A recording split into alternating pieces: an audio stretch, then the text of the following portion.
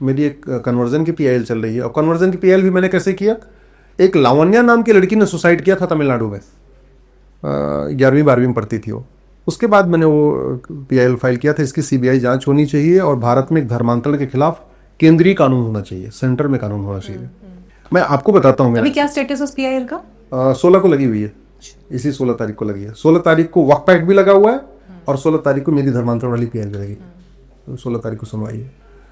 भारत में मुगल आए थे सत्ता के लिए नहीं, भारत में मुगल आए थे यहाँ पे केवल और केवल धर्मांतरण कराने, इस्लाम को फैलाने आए थे। सत्ता उनके लिए साधन था, क्योंकि सत्ता आपके हाथ में होती है तो धर्मांतरण कराना आसान होता है।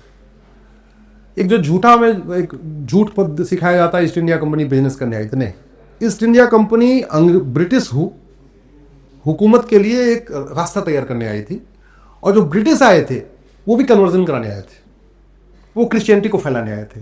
मुगल आए थे यहाँ पे इस्लाम को फैलाने, ब्रिटिश आए थे यहाँ क्रिश्चियनिटी को फैलाने। धर्मांतरण राष्ट्र की सुरक्षा के लिए खतरा है, और जो राष्ट्र की सुरक्षा के लिए खतरा है उससे निपटने के लिए हमारे पास एक कानून भी है, उसका नाम एनएसए, नेशनल सिक्योरिटी एक्ट भी है। लेकिन दुर्भाग्यवश हमने कहीं धर्मांतरण को उसमें शामिल नहीं किया, इसलिए पुलिस कभी भी एनएसए लगाती नहीं। धर्मांतरण हमारे देश की एकता अखंडता के लिए खतरा है। देखिए, ये है ना नेशनल सिक्योरिटी एक्ट, मतलब जो राष्ट्र की सुरक्षा के लिए खतरा हो उससे निपटने के लिए कानून है। लेकिन इस कानून में राष्ट्र की सुरक्षा के लिए खतरा क्या है ये लिखा ही नहीं है, तो पुलिस धर्मांतरण कराने वालों पर एनएसए लगाती नहीं है। यह है अनलॉफुल एक्टिविटीज एक्ट। अब आप मुझे बताइए, धर्मांतरण साम दाम दंड भेद धोखा देके लालच देके धर्मांतरण कराना अनलॉफुल एक्टिविटी है कि नहीं? है। लेकिन इस अनलॉफुल एक्टिविटी एक्ट में धर्मांतरण को शामिल ही नहीं किया, तो पुलिस लगाती नहीं इसको। ऐसे ही जो नया वाला बीएनएस है उसमें वेजिंग वॉर की एक धारा है। धर्मांतरण अपने आप में वेजिंग वॉर है, लेकिन वेजिंग वॉर लगता नहीं, क्योंकि हमने वेजिंग वॉर में धर्मांतरण को शामिल नहीं किया। मेरा मानना है 1 महीने के अंदर भारत से धर्मांतरण रुक सकता है, और आज की डेट में 10,000 हिंदुओं का प्रतिदिन धर्मांतरण हो रहा है, और कोई ऐसा राज्य नहीं है जहां धर्मांतरण नहीं हो रहा है। आपके उत्तराखंड में धर्मांतरण हो रहा है, आपको उत्तर प्रदेश में भी हो रहा है। XYZ शासन किसी का हो, धर्मांतरण हो रहा है, चाहे वो कांग्रेस का शासन हो, चाहे बीजेपी का शासन हो, चाहे डीएमके का शासन हो, चाहे वो किसी XYZ पार्टी का शासन हो, हर जगह धर्मांतरण हो रहा है। और प्रतिदिन 10,000 हिंदुओं का धर्मांतरण हो रहा है। प्रतिदिन 10,000 हजार हिंदुओं का धर्मांतरण। ये फिगर कहां से आपके? मैं आपको बता रहा हूं, सोर्स क्या है इसका? सोर्स इसका सरकारी आंकड़े हैं, कौन सा सरकार? मीडिया की रिपोर्ट है। नहीं, कौन सा सरकार? एनसीआरबी का। सर ये बड़ा नंबर है, 10,000 नंबर आपने प्रतिदिन 10,000 हिंदुओं का पर डे। पंजाब में अभी अगली जब जनगणना आएगी ना, तो पता चलेगा कि 25% पंजाब कन्वर्ट हो चुका है। 25%। सर 10,000 अगर एक दिन में धर्मांतरण हो रहा है हिंदुओं का, हाँ, तो 30 दिन में कितना हो गया? 3 लाख हो गया। 3 लाख हो गया। ठीक है, 3 लाख। हाँ। एक साल में कितना हो गया? 36 लाख।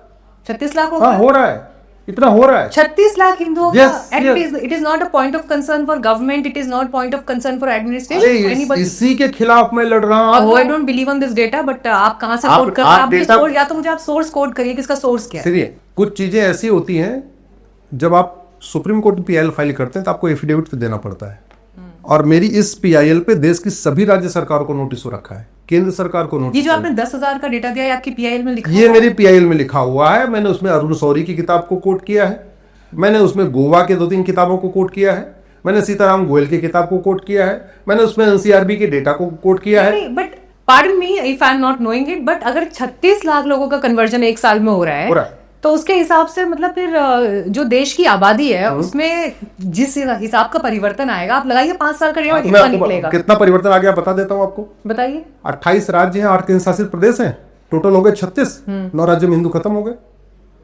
800 जिले हैं, उसमें से 200 जिलों में हिंदू खत्म हो गए, यानी 25% जिलों में हिंदू खत्म हो गए।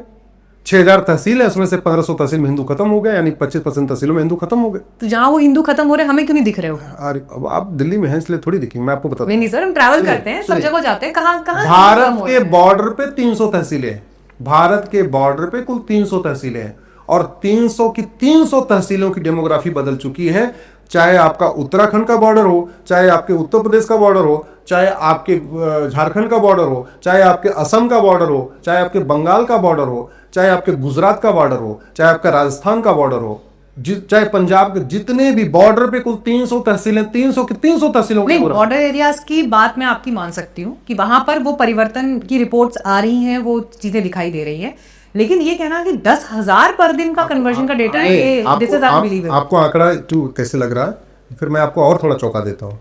प्रतिदिन लगभग 1000 लड़कियां लफ्ज़ियात का शिकार हो रही है पर डे। प्रतिदिन 10,000 हिंदुओं का धर्मांतरण हो रहा है। इसको मैं रिपीट कर रहा हूं, आपने 2-3 बार पूछा, फिर भी रिपीट कर रहा हूं।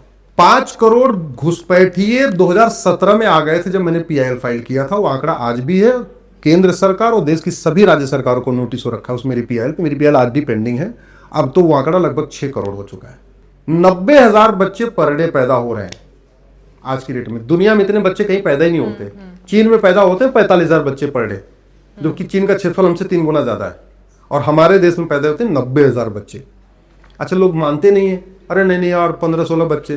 तो कई बार खबर आ जाती है। अभी पिछले हफ्ते हापुड़ की गुड़िया ने, 42 साल की गुड़िया ने 14वें बच्चे को या 17वें बच्चे को जन्म दिया है।